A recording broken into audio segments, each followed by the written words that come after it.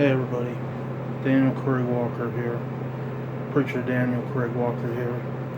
Wanting to talk to you about offended people are harder to be won back to Dad Jesus than those not offended.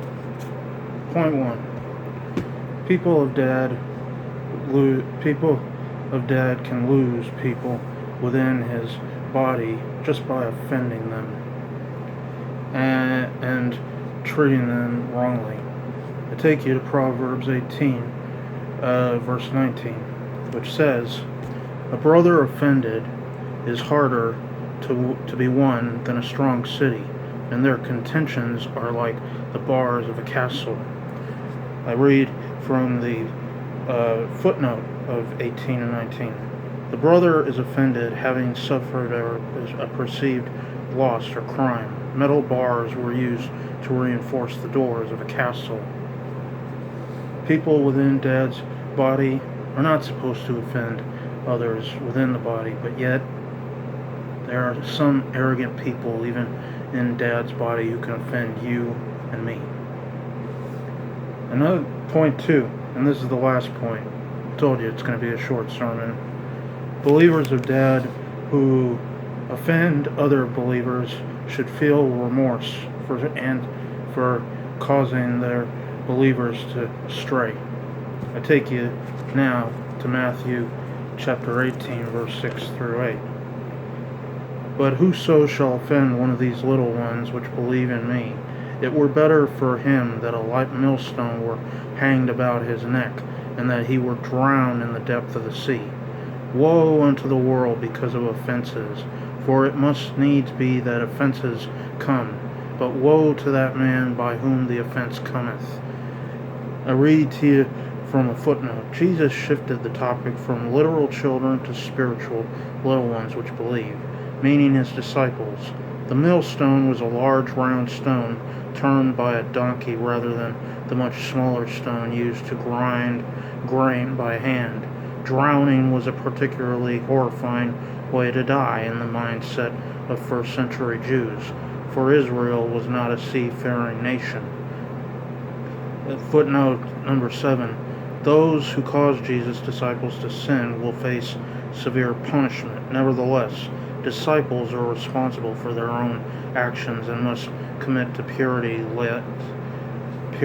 See note verse 5, verse 29 through 30.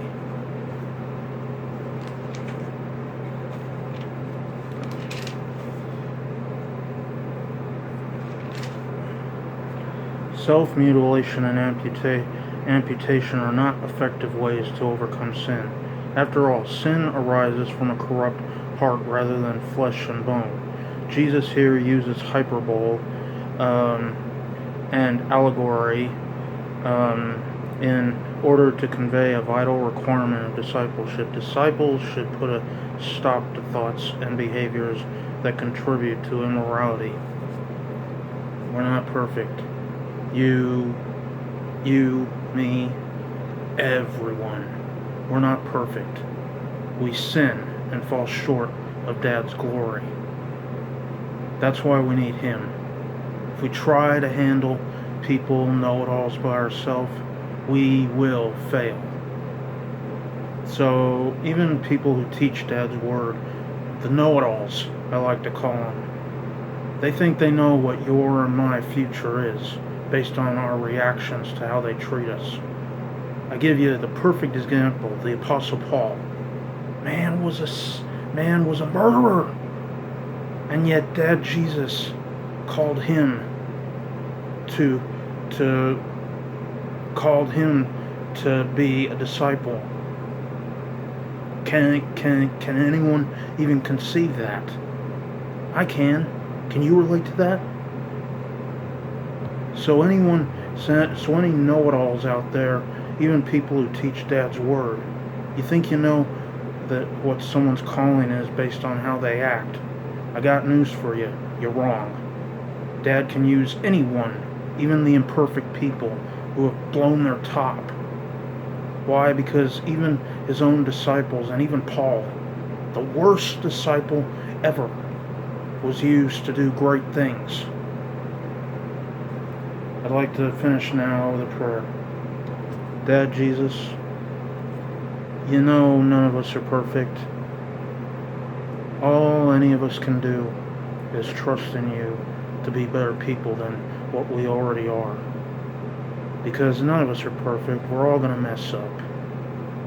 I trust in you to do whatever it is that you think is right within each and every one of us, even the know-it-alls who have taught your word.